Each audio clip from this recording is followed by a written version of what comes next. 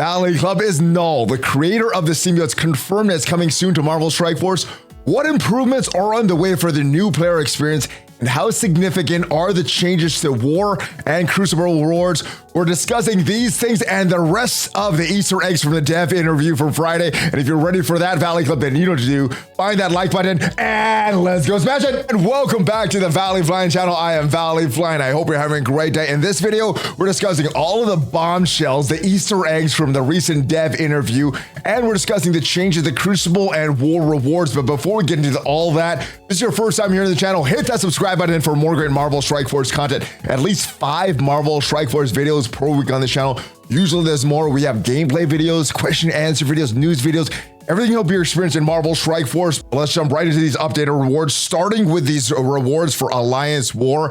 And entering the War Season rewards will be diamonds for Titania this season, but also removal of diamond rewards from the Raid Season rewards is also happening this season as well. But they say War Victory and Defeat rewards will also see an update, with both getting increased reward quantities and gold specifically getting a 20% increase. And this is what the War rewards look like for a Platinum 4 Alliance before these changes went live in the game.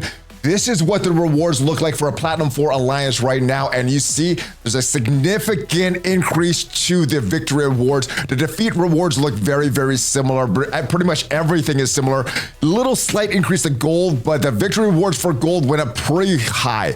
Went up from 645,000 to a million. Went from 5.75 thousand to 10.3 thousand of your war credits. Elite war credits went from 1.875 thousand to 3.2 thousand. And these T2 level 4 ions went from 270,000 to 450,000. And the T2 level 5 ions went from 220,000 to 340,000. Now, our alliance is not in the Platinum 4 Alliance. We are in the Platinum 3 Alliance, but the rewards went up percent-wise the same for all across the board. So whatever ranking you on your alliance are in, you saw the same percent of increase to your rewards as well. And as discussed earlier, these ranking rewards now have diamonds in them. The top 1,000 alliances will get at least 1 diamond for Titania. Let me know your thoughts on these rewards. Are they increased enough for you? Should they have increased it more? Let me know your thoughts in the comments. Let's move forward with these new Cosmic Crucible ranking rewards for the season.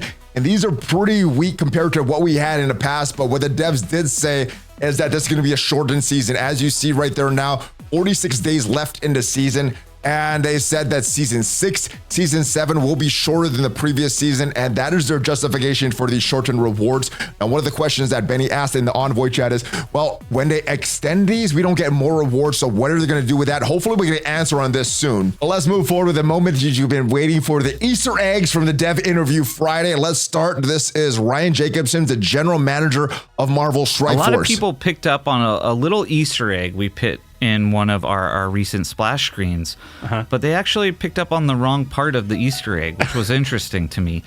And what he's talking about is this splash screen right here for the last update. And a lot of people were thinking this was the update right here. A lot of people saw Professor X. I wasn't sure I thought this was Cyclops, but this is what most people were focused on. So this was wrong. And what I thought at this point, maybe it was focused on the whole thing of this. So maybe some of this here, and maybe some of the screenshots down here. Maybe this is the danger room, and maybe this X right here is the entrance to the danger room.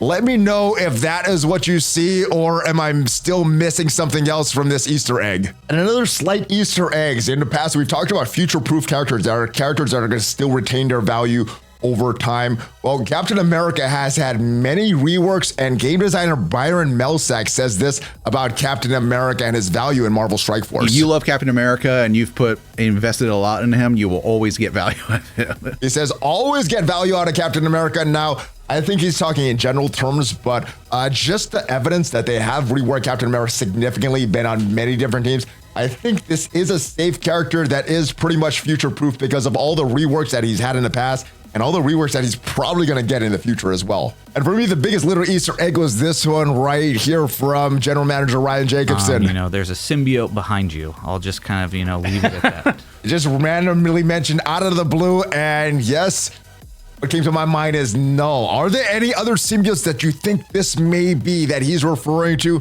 Null is the first one that popped in my head because previous to this, talk about characters that the community wanted in the game, and I know Null is mentioned by the community for a while. So let me know your thoughts. He's mentioning Null or something else. One of the big things that was discussed in the Envoy Summit back in September with the devs was the new player experience. That was one thing that they really wanted to seriously improve, and this is the recent developments they have for that. What we're trying to do is make sure that as a new player coming in, they have the ability to catch up much quicker than they have been in the past, right? So if you look at kind of character fountaining, I think we've actually done a great job of what we said we would set out to do, which is allowing for availability of newer characters much earlier on than we ever have done historically.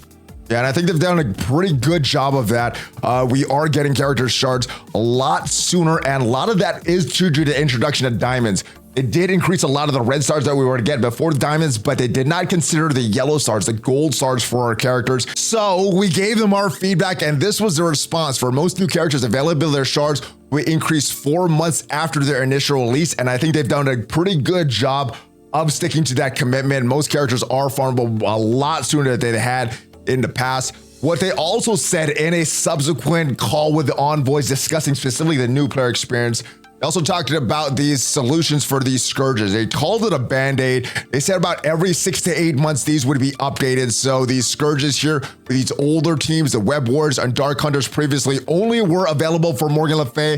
They extended that to Hive Mind and Underworld, and every 6 months, 6 to 8 months or so, they should continue to upgrade this. They also addressed the blue and purple gear bottlenecks, especially the ability bottlenecks as well. So they also want to find solutions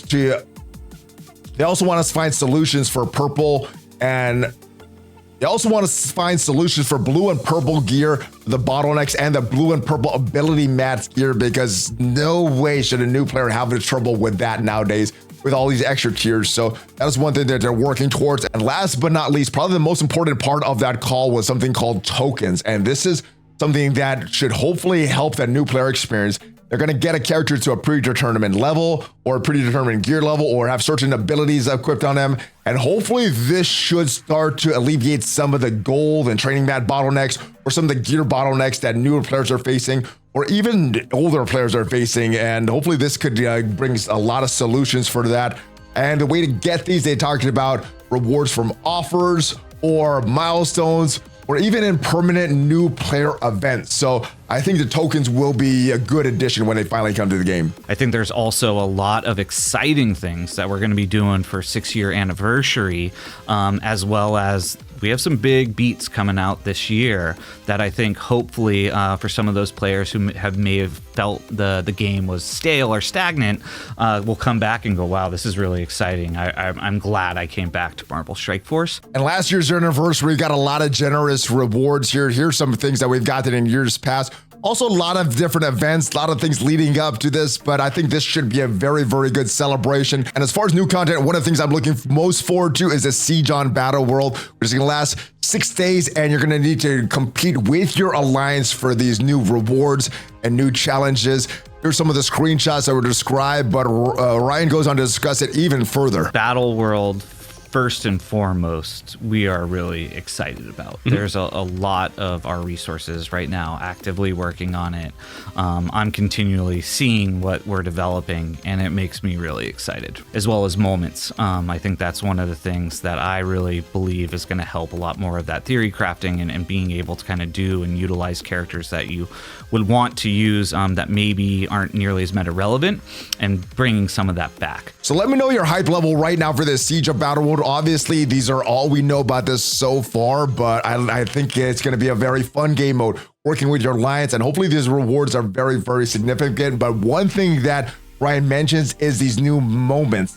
He describes it later on. Moments at a high level is a way to be able to equip some stats to characters that will help to make them be more relevant where we are today in the current meta. This is something brand new, that there's nothing like this inside of the game right now. This is not an extension of anything that we've ever created. This is something brand new that we feel can really change up the meta of the game. And even though he said this is like nothing in the game, it did sound a lot like ISO 8, where you could give your characters different abilities here. You could increase their stats. Let me know how excited for moments you are. Hopefully this is something that is a good addition to the game and not a cumbersome addition that just makes more busy work for all of us. Those are the updated rewards for War and Crucible. Let me know your thoughts on them. Should they have been a lot more? And those are the Easter eggs from the dev interview. Moments, tokens, Siege on Battle World. I'm looking forward to that. Let me know what you are looking forward to. Is it null or is it something else from the interview? Hopefully this video did provide you some value. If it did, leave it a like. It is free for you and it tremendously helped out the channel. And if you want to check out what are the best characters to take to level 100 right now by Origin Trait, check out the video up there and I'll see you guys next time. Hulk fist bump. Ollie flying out. See you guys next time.